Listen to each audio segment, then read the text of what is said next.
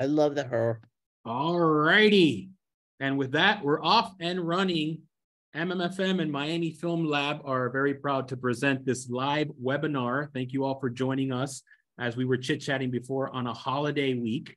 So happy Thanksgiving, first of all, to all of you who celebrate the Thanksgiving week, which used to be a couple days, but now, according to certain schools, it's an entire week we have to celebrate. So some folks are starting early, but again, we thank you all for joining us this evening. I'm J.L. Martinez. I'm the co-founder and creative director of MMFM, along with my co-founder and partner, Patty Arias, who's also the chief executive of MMFM.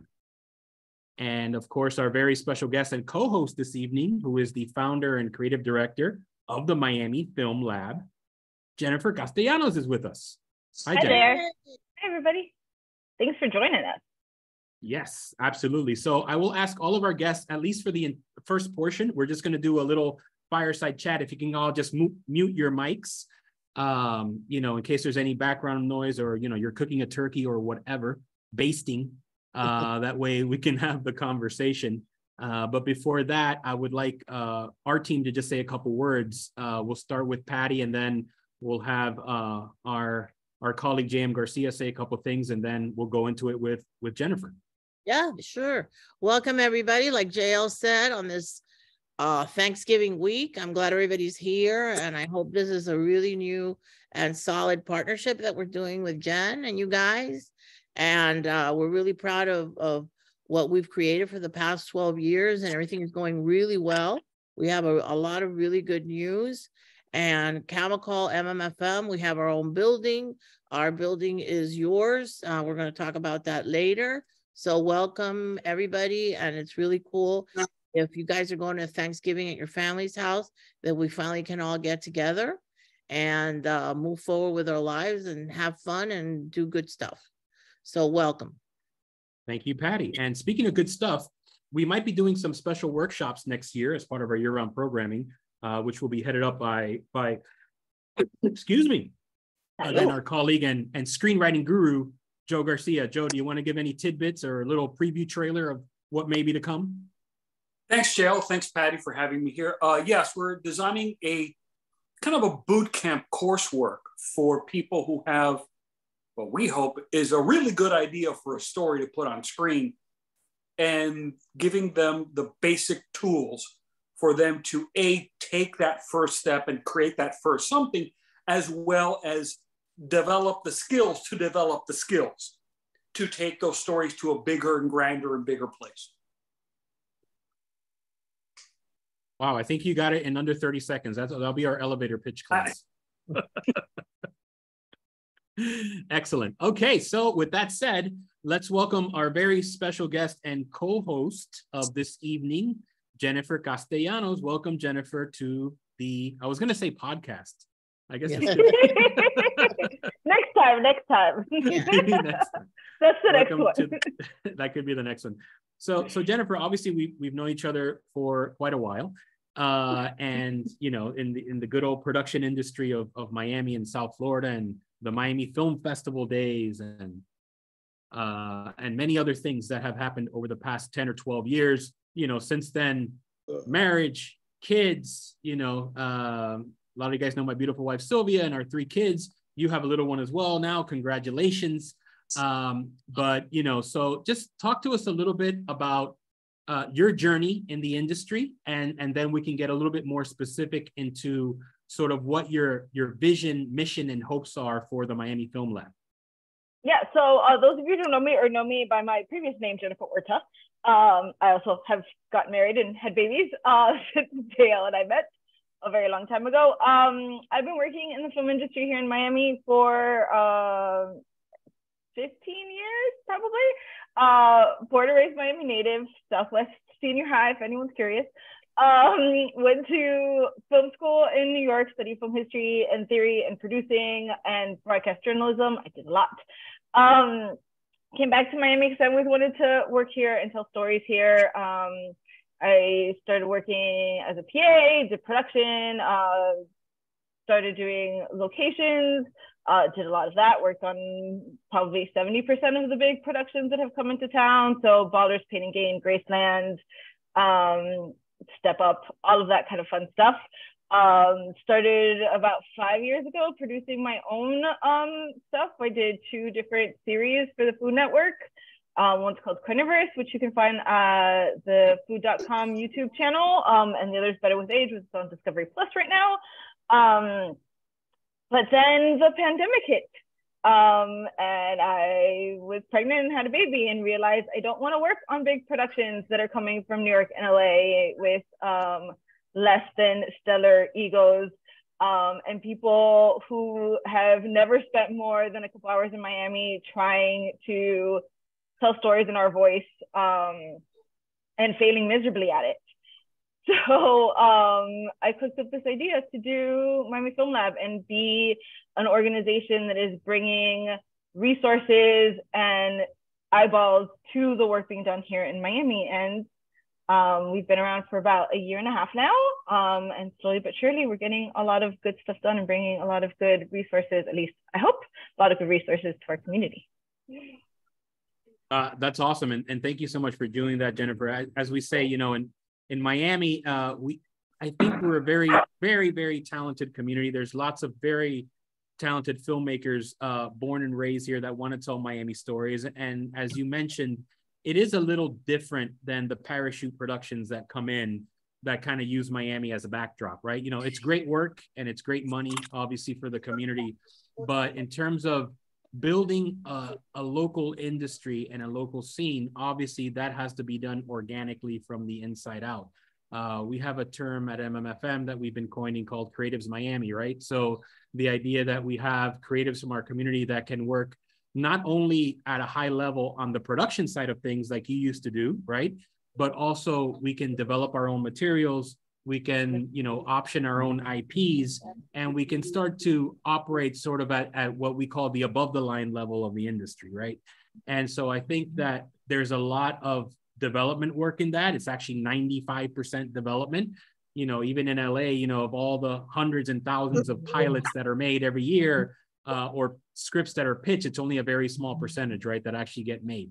So I think that, you know, working in terms of creating our own industry and finding our own unique voices is something that MMFM has tried to champion for the past 12 years as well. And we feel like, you know, the most important thing is that we can't operate as a silo anymore, right? You know, we have to be a community. We have to share our ideas and our resources, because that's how particularly independent film projects get made. And so now tell us a little bit more, Jenny, in terms of what you're doing with Miami Film Lab and supporting this next generation of artists and trying to get some of these independent films and filmmakers off the ground here in Miami-Dade. Well, just to piggyback on what you're saying, I think another important part of kind of fostering that development mindset is the fact that we have to start doing projects with budgets. Most of the indie films being down in Miami is filmmakers asking their friends and family for favors and for pennies, and crews aren't getting paid, and everyone's scrimping and saving and rushing to get their productions done whenever they have kind of the pieces in place to do it, and aren't taking the time to develop their scripts, aren't taking time to find those talented collaborators. They're just finding whoever is available. And though I applaud that kind of grassroots kind of way to make filmmaking, it's not making the best films, and it's not making us look as professional as we can be to the industry, and it's hurting our ability to put our best face forward. So that's one of the reasons why I started Miami Film Lab, because more than just bringing resources, we need to give people the space and the opportunity to workshop their projects and to meet crews that are worth raising the money to pay, because they will make your project better. So that's kind of we really are focusing both above and below the line. In your best project is made when you've thoroughly vetted your script and had lots of people read it and give you feedback and find the holes in it. It will be best when you find the production designer that understands the vision that you want to do and can do the palette and the creativity that you know makes your story better. So you can find the cast, so you can find the best locations and the best lighting, and all of that can only happen if you're bringing in the resources to really do your film and It you're is meeting interesting enough people in the about, though. community and not just working with whoever can lend you some free time and resources. So we really want to focus on that and make sure that everyone is spending time making the best version of their film possible and not just pumping out content to pump out content. There's enough of people doing that. We want what comes out to be the best possible. So our biggest project so far has been a partnership with the Miami Film Festival. We started a development series, which you are not too late to apply for our next session for anyone on here that has a project in development. We've brought 5 mentors and we select 5 filmmakers about 4 times a year to take 30-minute one-on-one meetings. So discuss with them how to make your script better, what your casting should look like, how to make your pitch decks and your elevator pitch as best as possible to people, what grants might be out there for the particular subject matter you're doing, or who you could possibly hit up for either funds or programs that can help your project, or collaborators or people who have done films in that way. This month on December 7th, we're gonna have, our mentors are gonna be Dennis Scholl, best known for running Oolite, which has a great cinematic residency program, but also is a documentarian on his own right. Did a documentary called The Miami Sound, another one called The Last Resort, very art-focused, very Miami-focused films. He's amazing. We also have Tom Muska, who wrote Stand and Deliver. He also recently wrote and directed Shaltovato, which is on HBO, and 2 other films that are currently on HBO Max. We also have Brenda Moe, who is the programmer and executive director of the Coral Gables Cinema, to really give advice on what kind of films exhibitors are looking for, what programmers that film festivals looking for. She's been a programmer and a juror at various film festivals throughout the country, and as a producer in her own right, worked with James Caan and a lot of big names on a platform called Open Film, which was one of the biggest rivals to YouTube back in the day. Think what Mubi is now for really art films and trying to get filmmakers money. Mark Polanski, who is one of the biggest indie producers working in Miami right now. He had his hand in Luda, he had his hand in Huracan, which also sold to HBO Max. He had his hand in Rifa, really 3 of the bigger productions to come out of Miami's indie film scene that are really doing great things and gotten some really great distribution. And me. So you can talk to me about your film. And for us, knowing what everyone is doing in town really helps us go after the resources that are specific to what's being worked on in town and get you the best money and resources. And the more we know about who's doing what in town, the more we can go after dollars from people who want to specifically support the subject matter or these kinds of films, be it shorts, documentaries, features, all of that kind of good stuff. That's enough. Wow. Yeah, that's amazing. And obviously you pointed out something that's very important. You know, if this is going to go from sort of a cottage industry or an art for art's sake kind of thing, you know, obviously fundraising, financing of these projects is hugely critical. Yeah. And important. What did I do? So I'm just going to ask all our guests if you can mute yourselves when you come in, and then we'll open it up to Q&A right after the chat. So yeah, in terms of the financing and sort of the fundraising aspect, what sort of, you know, we talk a lot about in MMFM is sort of the relationships that you have to build not only locally, but internationally as well. Because, you know, I think that because of technology and the fact that we're able to do this now in Zoom, and we learned a lot about that during the pandemic, is that, you know, the sort of the money doesn't necessarily have to come from LA or New York now. You know, you can look at places, you know, for example, some of the countries that we bring into MMFM, the UK and Spain, that have some incredible co-production opportunities for independent filmmakers as well. So, you know, it's almost like, you know, you're creating a small business and you're looking for investment, right? And so you don't have to look in a small pool anymore. You can kind of expand on that. And, you know, via MMFM, we do have sort of the networking and the resources to not only help you locally, but internationally as well, to get your productions made, you know, in Miami-Dade or elsewhere. Because if you're a creative in Miami, is part of the thing that we talk about is that you're a producer, director, a screenwriter here. You know, if your residence, your business is Miami and you go and make a film, part of that still comes back to our community. And so I think it's almost like a two-way street, right? And so I think this idea of where do you go and look for the money to get your project off the ground is a really important thing. And I think part of what you're doing in terms of raising sort of something higher than what we could consider micro budget is a great step. And then as much as you can add to that with local resources is really important as well, right? So we all know that, we can sit here and complain about the lack of state incentives right now. But, there are other resources. Chemical has a great relationship, for example, with South Florida Workforce, which could be a resource as well. And so there are soft incentive dollars that you can look for locally in terms of putting together that budget that's ultimately going to get your film off the ground. Yeah, that's a great point. Just to quickly, Jen, if I could, it's a great point. We have, and the UK is extremely established, and they're doing terrific work. But Spain is really hot right now, and Spain came to us for global production. Came to Miami specifically as the bridge to LATAM, but to tell Miami stories. So what we're trying to foster is that if you have a project, and Miami-Dade County is fine with that because we receive help from Miami-Dade County, and we will help you get that project done with or in Spain. So it's something very exciting that we're doing, and we're looking at other places that provide that same resource. But Spain is really, really, really, Netflix, all the streamers are pumping a lot of money there. And JL, anything that I could add to that? So I will be going to Spain in January to continue working with them. They came to MMFM they came to Chemical in March, and they came to MMFM when we did it in July. So they're extremely serious and extremely committed about helping the creative community in Miami. So I just wanted to add to that.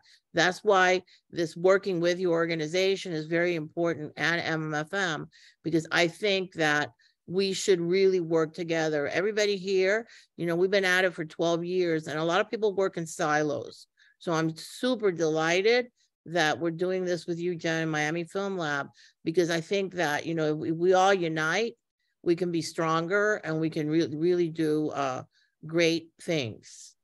So absolutely. And I think that's one of the reasons our organization's been really proactive in working with other organizations, with you guys, with Miami Film Festival, with the Coral Gables Cinema. We're planning stuff with WIFT. We're planning things with the Sun Pass Film Festival run by Chris Molina.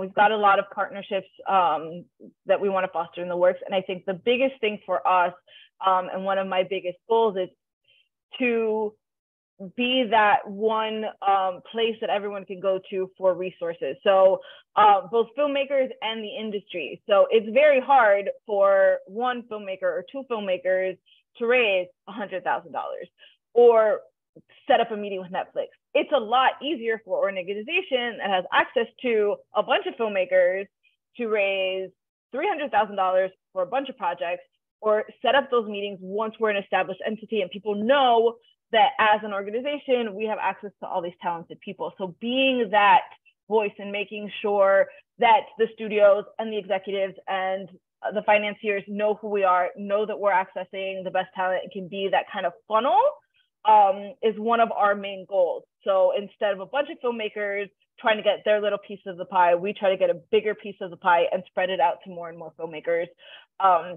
and build that reputation that way. I think we've had a handful of filmmakers who've had great success. Kareem is one of them. The filmmaker from Huracan, whose name escapes me now, just got a big deal casted in the big film. Like, they're all having little bits of success, but if we can do it as an organization and not as just one film, there's a possibility for that to trickle down at a much faster rate to our community and bring those resources faster. Also, as great as New York and LA is and have a ton of money specifically for film, Miami's got a lot of money too. The Miami Foundation and Give Miami-Dade and the 1,000 nonprofits in our town just raised $30 million in less than a week. for the causes we care about. There's no reason why we shouldn't be able to get a bigger piece of that pie here locally. We are a city of millionaires. We are a city that attracts money. There's no reason why that money can't be funneled into our films and into our art.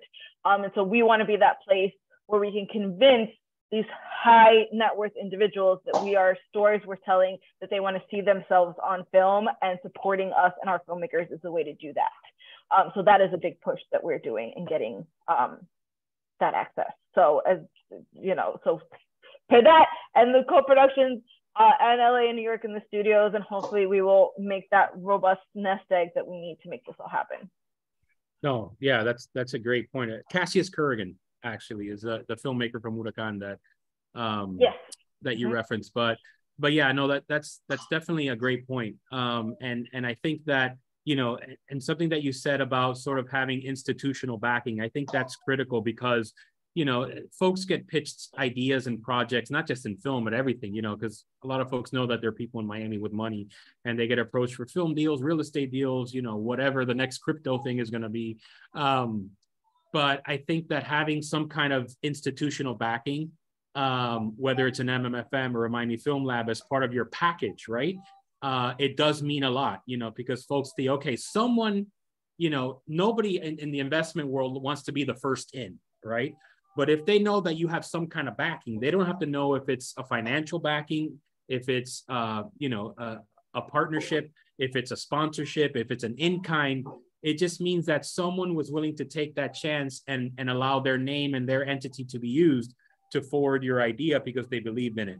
And I think that that's critical, you know, as for the indie filmmakers that go sort of building this package of what's going to be attractive to equity investors, is knowing that there are local institutions with a track record that have already given the stamp of approval for your project. I think that's a really important point. And the more organizations that are working together to do that, the more logos you can splash on your deck as you pitch it to people, the better. So it's another reason why, as much as, you know, you might feel like you don't need an organization, I think the organizations we have in town all have their little niche and are doing that. And as, you know, executives and admins, there's focusing on something smaller helps us all do more. So the fact that I think that we have, you know, 6 or 7 organizations, MFM, the Film Festival, Filmgate, us, that are all doing the little niche, but can all kind of put our logos and put our weight behind films, is really going to make that difference. So again, that's why we wanted to do something like this with MFN and do further projects, because the more weight we can give to all of our organizations together, the better it'll be for all filmmakers. Yes, there's an old saying, credits are free. Now that said, that comes with a caveat. Please make sure you do get permission from these organizations before you go out and pitch your projects with their names and logos attached, so that we don't get blindsided by a random call. And so, but I think that, but yeah, I think that's a great idea in terms of how you kind of build community. So before we kind of turn it over to our filmmakers and to our delegates here this evening, Jen, ideally, what kind of projects would you be looking for, you know, if you were to raise that first sort of set of monies that you mentioned to do these indie films as a nonprofit production company? If you were getting pitched this evening or in the coming weeks, what specific types of projects, stories, filmmakers would you be looking for? I think we're looking to do a little bit of everything, and it depends on kind of what project you're looking for. In our development series, we take everyone doing shorts to TV series to features. We will, whatever has the best story and the best kind of, that shows that they have at least the rudimentary knowledge to pull this off, is who we select. So if it doesn't matter if you've ever shot your own project, as long as you've been around the film industry and have those chops, we will consider your film for that and have you sit down with these executives. If your, you know, story structure is sound and you are the right person to tell the story you're pitching for, and we can tell that you have that passion and that know-how to make that, that will get you into our development series. For actually going into production, as we start fundraising, in the beginning, we are going to be looking for micro projects. So shorts in the $20,000 to $50,000 budget range, features in the $150 to $300 range. I think that's the sweet spot of what indie films are getting their money back when sold to distributors. So that's what we're aiming for short term. And then hopefully, you know, we'll start raising the bigger projects to start doing truly kind of small budget, $1 to $2 million films. And then the sky's the limit after that. Cool. Yeah. The other thing as I'll mention is that projects that do go through our programs can also, as we personally raise money for these projects, can also sign up to have fiscal sponsorship through us. So basically, the money that you raise for your own project, if it goes through us, your donors get tax deductible. Those donations become tax deductible. So right now we're only offering it to filmmakers who go through our development series. But as we do more projects, we'll open that up to more filmmakers. So that's always a great thing to keep in mind, is that as you raise your own money, we can help you bring in those dollars and convince more people to give you money to still get something in return as well. Great. Okay. No, I mean, it seems like you're offering already a lot of resources that can be very helpful. And I think the numbers you're talking are fairly accurate. You know, I'm going through that now with Marcus, the indie feature that we did, and some of our distribution deals are kind of in line with the numbers that you're talking about. So I definitely think that's a good start. And I know that if it's the right script and you can get the right resources, you know, at a, not only a development, but a production level, that's sort of a realistic place to start. And I think that the one advice for any filmmaker thinking about making their first feature out there is that, you know, once you do have your first feature in the can, whether it's, you know, a tiny micro budget or an indie or what have you, that's a huge calling card to the industry. And that gives you a lot of clout when you're trying to set up your next round of meetings for something bigger, is to know that you have something that's been produced, something that represents your sort of artistic voice, whether or not the film ends up making all of its money back or not. That's not something that a lot of bigger executives look at. They just want to know that you have something under your belt, you know, that kind of speaks to who you are as an artist and a filmmaker. Agreed. So I think, yeah, we need to get more money in the belt, so if we can do that at that smaller budget where no one's losing their shirt, but still getting that under those credits that they need to prove that they can do the next one, I think is so key, and something we're really moving towards and encouraging filmmakers to consider. No one's going to give you $1 million for your first movie, at least not anytime soon. So if we can be more realistic, I think we can all be more successful as well. Yeah, no, absolutely. That's great advice. You know, I'd like to see now if maybe we can turn it over to some of the filmmakers and some of the folks that are joining us this evening.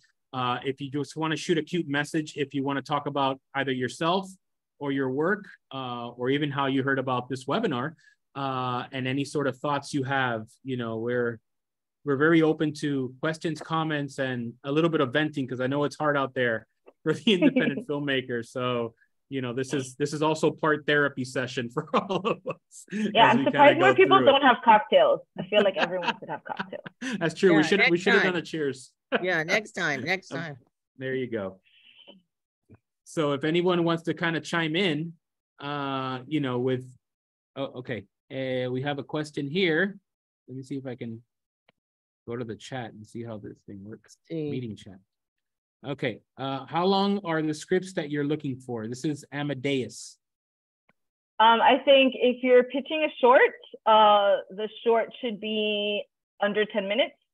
That's the rule of thumb for most film festivals. That's what they want to see. Obviously, if you have a great story that's longer, don't sacrifice your project for that, but it is what tends to be most successful and most programmed. And obviously shorts are mostly a film festival reality.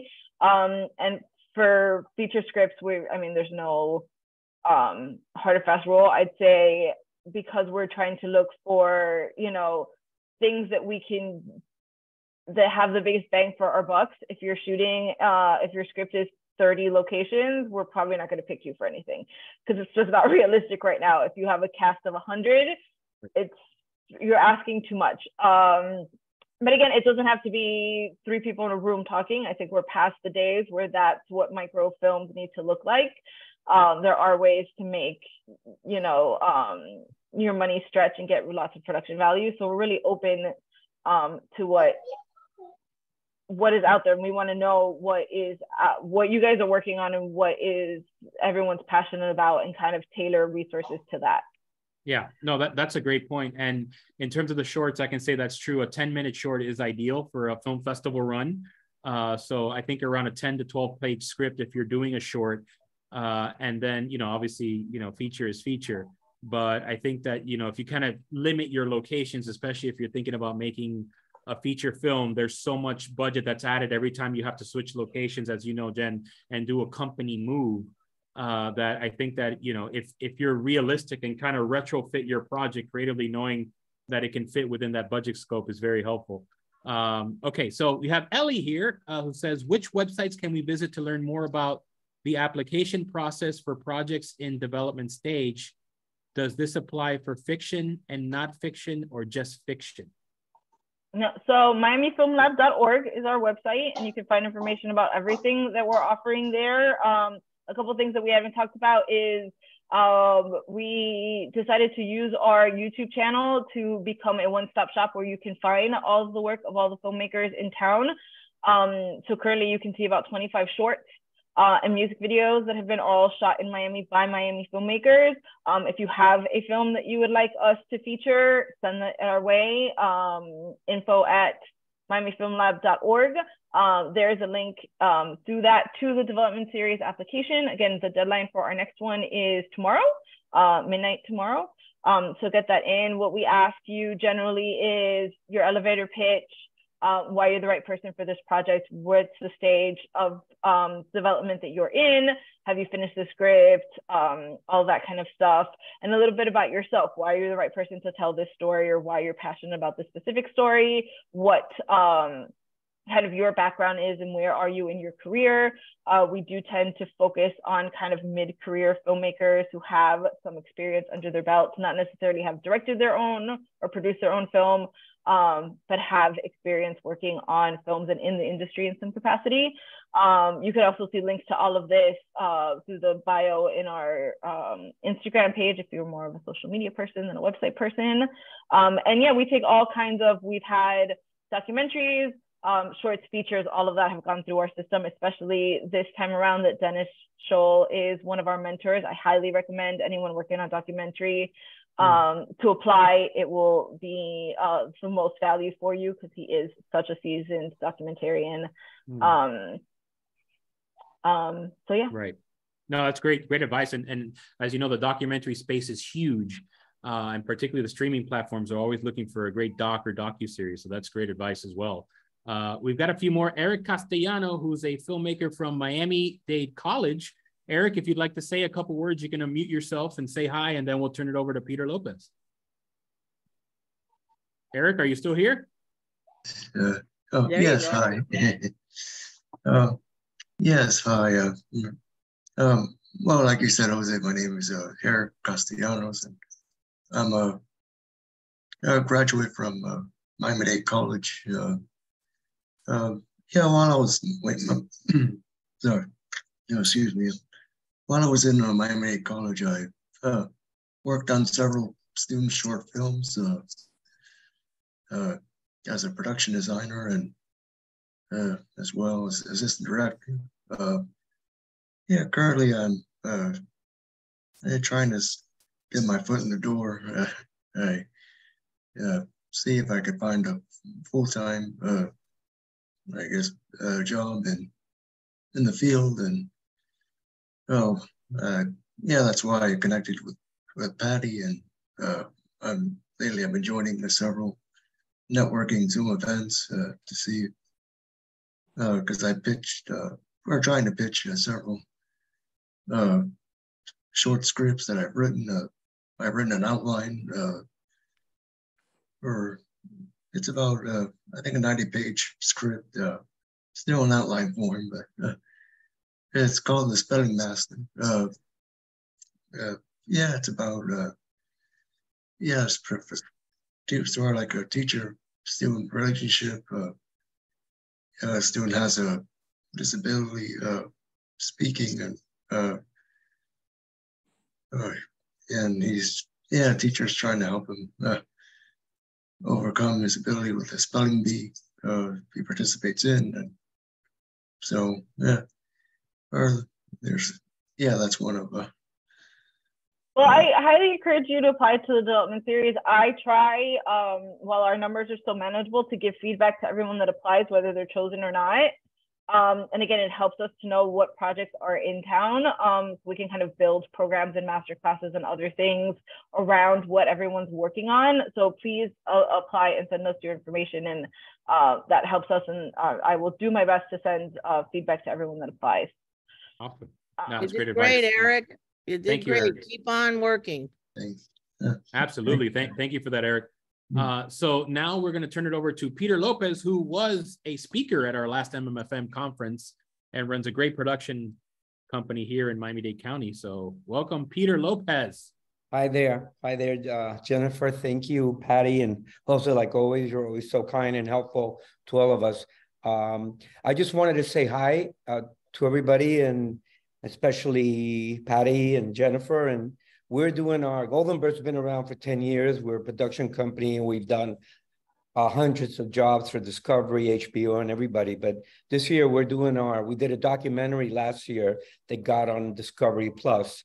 And my question is, we're doing a film April 1st. We're going to start shooting. Right now, we're visiting all the sponsors in Miami, trying to get from Versailles to Leon, trying to get Bacardi, trying to get sponsors from them. And it's not easy. So whoever's trying to do that, I guess, that's not an easy route. So we've kind of put $20,000 each in a credit card because we're going to get this film made. My question then goes to, it's in Spanish. Is that still something that you, Jennifer, and Jose can help with, or most of the films are in English? And the second question, is it too late if I send you now the deck and the poster and everything? Is it something that we still have time to find some kind of help in the financing? No, I think initially, yeah, go ahead, Jen, you first. No, go, you go. You started. Yeah, in terms of sponsorship, obviously, Peter, we're open year round, and Patty, in addition to MMFM, obviously we're hosted by Camaco, which is the Latin Chamber of the U.S., which is an amazing organization that has lots of ties to the Hispanic business community in Miami-Dade County. We've had Sedano underwrite some of our programs as well, and some of them are board members of the chamber. So I think that's an added benefit of MMFM, is that it is tied to the largest Hispanic chamber in Florida. So, if you need any help specifically with your project, definitely reach out to us directly and Patty, and see, how we can maybe help you put something together. Patty? Yeah, I'd like to add that, Jen said that this is a millionaire city, but like having initially worked in the theater and in politics, and then now this, Miami's a very strange city, and where you can raise a ton of money in a city like New York, in Miami, it's very difficult. Peter, you just gave me a really good idea. Our board, we have really big corporations that sit in our board, and I think it would be really good at we in the early next year, when we have our next board meeting or have a special board meeting, to do a brief fun presentation to our board about the importance of investing in this industry. And how because they don't know. I remember, two people who should remain nameless. A major filmmaker from the UK was doing an indie project, and I introduced him to people of a lot of money here, and they didn't get it. So I think maybe we could do do it reverse, teach Miami, wealthy Miami business people how they can invest in film. And then what are the ins and outs, not us to them, but them to us. And I think I'm with Patty. I think the biggest reason that more of the big wealthy people in the corporations of Miami aren't investing in filmmakers is because, one, there's no institutional knowledge. Everyone's kind of off doing their thing. So again, one of the many reasons why we are working hard to make all the organizations work together, so there's more power in numbers. But also, they just don't know. And it's one of the reasons why we incorporated as a nonprofit is that there is just more money in philanthropy. It's a thing that you can say, at least you gave to a good cause and not just to a film that never made its money back. It just changes the conversation a little bit. So that's one of the things we're trying to leverage to try to bring more money. I can't specifically help you we're not in our programs, we're not specifically working on helping funding quite yet. And once we do, we are looking at a kind of co-production model where we'd own part of the film with the idea that whatever profits the film makes gets funded back into the organization to continue to make films. So we're not quite there yet. But yeah, as Dale said, I'm happy to look at the deck, give you ideas, give things. So feel free to email us. Yeah, and will be really happy. Thank you for the idea, because I would want to do this meeting sooner rather than later to our board members, and then to see what we can get from them. And it's really difficult, you know. And I have a meeting with I don't know whether you guys know, but the first governor in Florida to have approved the incentive for filmmakers was Governor Jeb Bush, and he's a good friend of mine. And I have a meeting with him on everybody says he's a good friend of his, but I really I work for his dad, really. And he has a VC company, and I'm going to talk to him about this because he's always asking me how's it going, how am I doing, and I'm going to talk about him. So Jen, if you can do some talking points for me, just little things that I can speak to him about, because this is something that, and you said something very important. You said, you know, why give money to a charity, you know, and not give to a film and then the money back. And so it's kind of like it's a in the middle type of place that we're at. So I think if we get somebody like him and other people like him, I think it'll do a lot of good. And you know, yeah, you see how these things are cool, because the ideas just pop up when we start to brainstorm. So thank you, Peter, and let's keep in touch before the holiday and then after, because I think what you brought up was very important. Thanks a lot. That's helpful. Thank you, guys. That was a great point. Brian Ortega, I see your hand up, and then we have a couple more questions. Byron? Yeah, hello, how are you? Thank you for the opportunity. So, well, my name is Byron Ortega. I have a company called By Content Factory with a business partner. We are writers.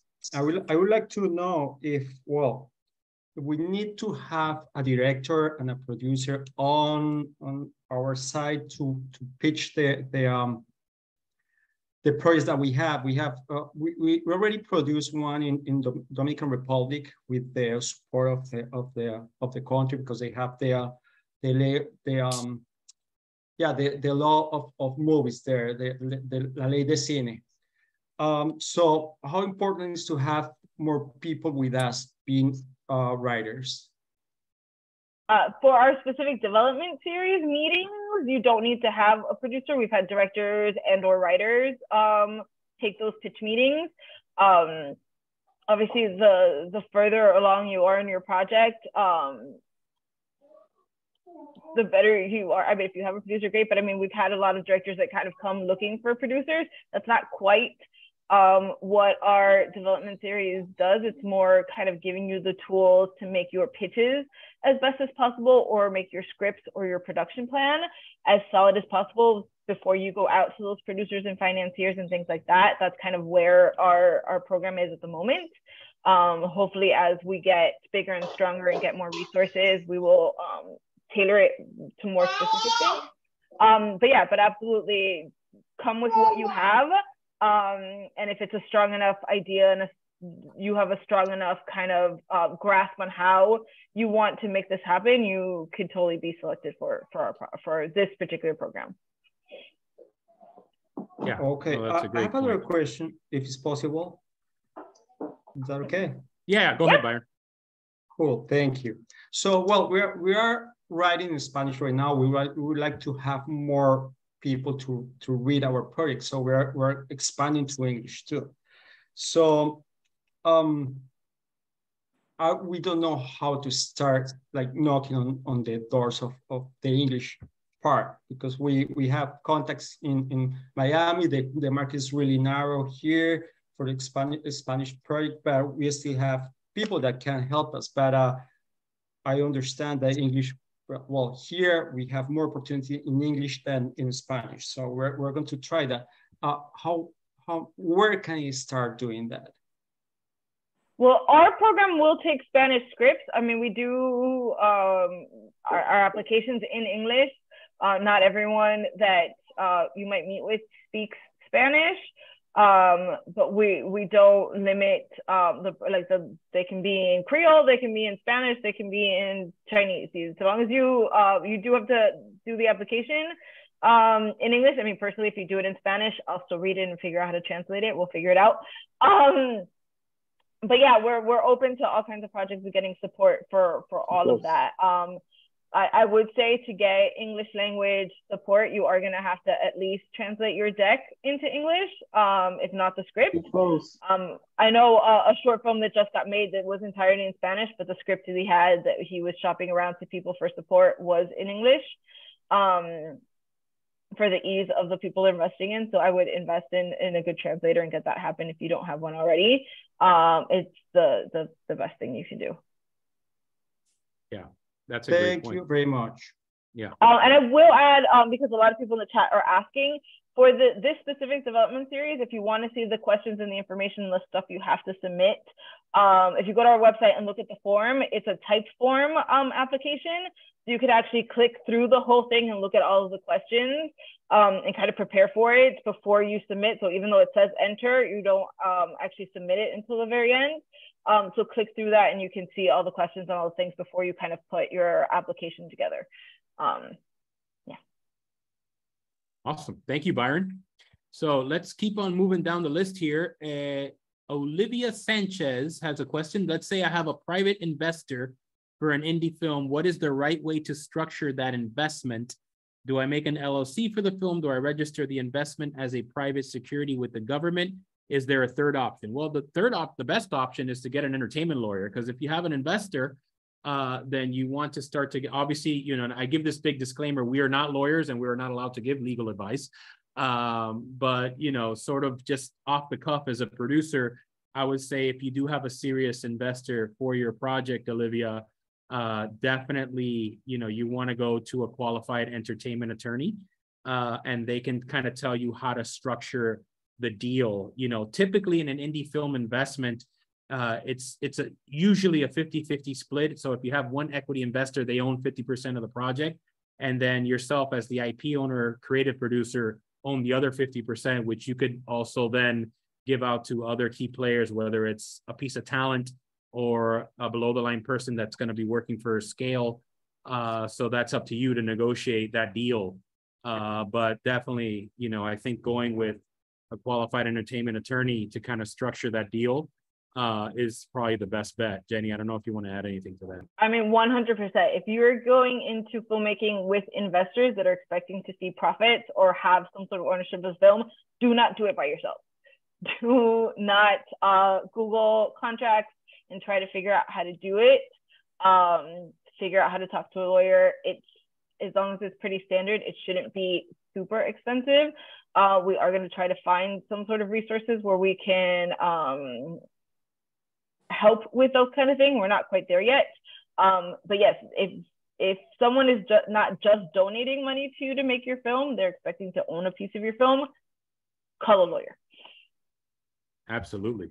Okay, so we're going to keep moving on down the list here. We have quite a few questions. Abraham Marquez, we appreciate you all for having these type of programs available. What if I'm working on a film series that is multi-episodic and the first part has already won awards, and I would like to produce the second portion of it with you? And how much of the project would you own if we were to sell the project?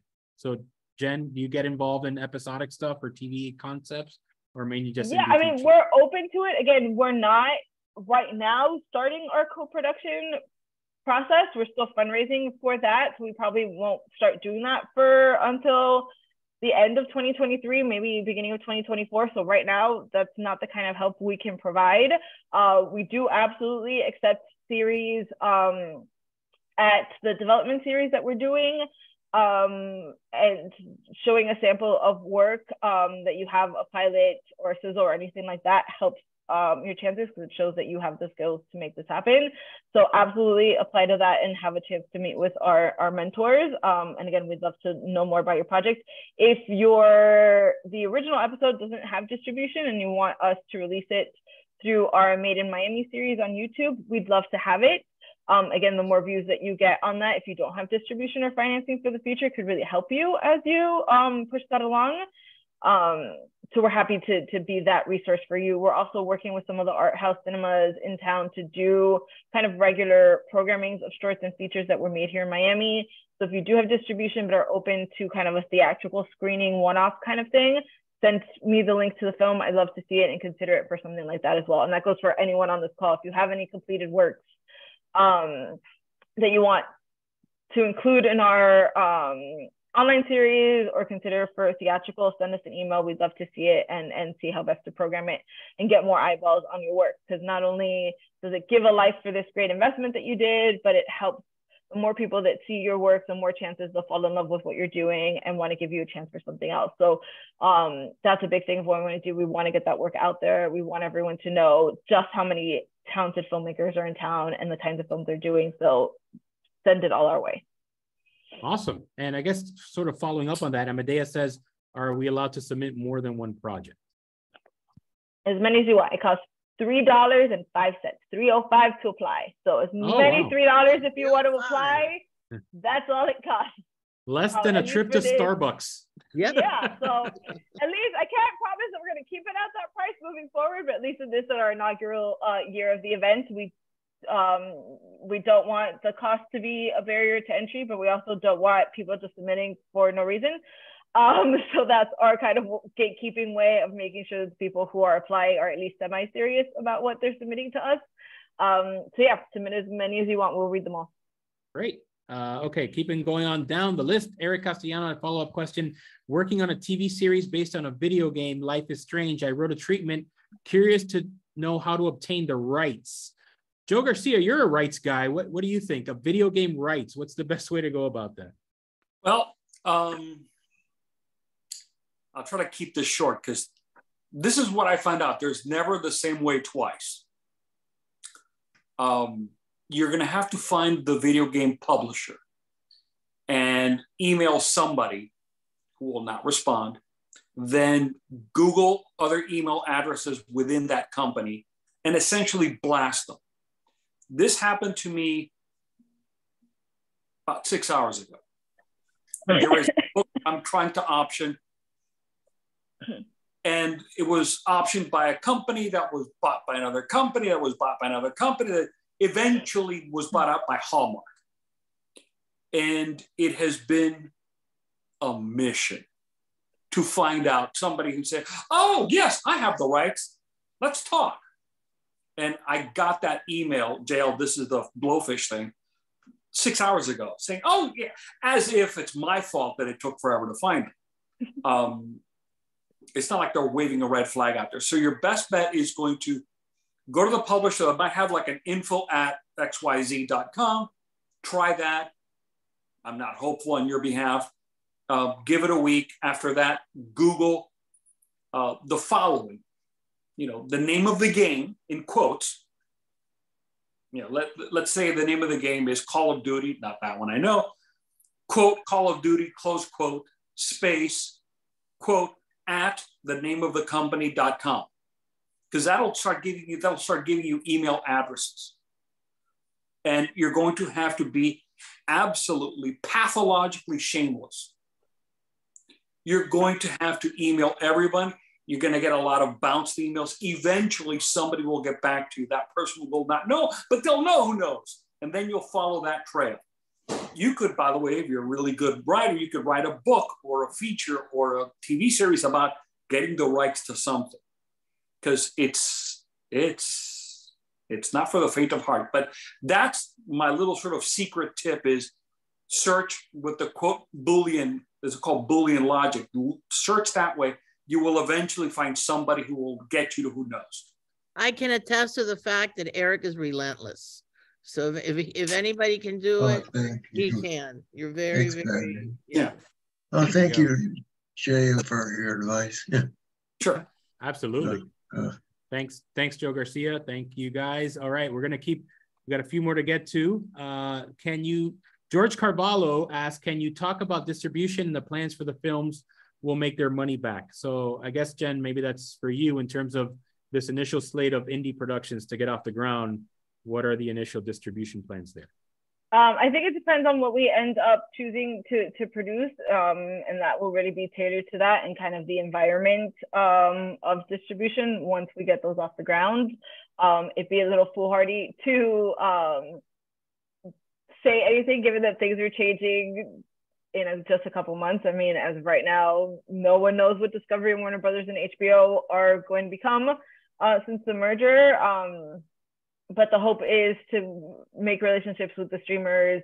Obviously, we can always do distribution here locally to all of the art houses down here. We have great relationships with them. We have great relationships with film festivals, not only the Miami Film Festival, but across country.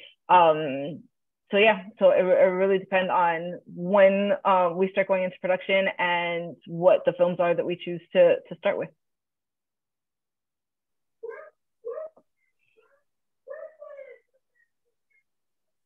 We can't hear you, JL. You're muted. Thanks.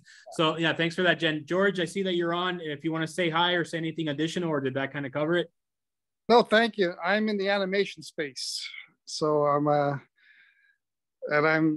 working on an animated feature film right now. I was just curious about distribution. But it's very exciting what you guys are doing. Well, to that end, we are working on an animation masterclass with a local producer who actually just did a big animation with big star talent, voice acting. So keep an eye out for that. That'll probably be sometime in February. We'll probably announce that in the new year. So coming your way. Yeah, and we also have some cool animation initiatives that we're working on too. So absolutely, yeah, more news to come on that. I'll show you guys here. Let me turn my camera on. This is what I'm working on right now. This is your first people in the world to see this. Wow. So this is it. I just got the mocap, the motion capture. So there it is. Oh, wow. That looks great.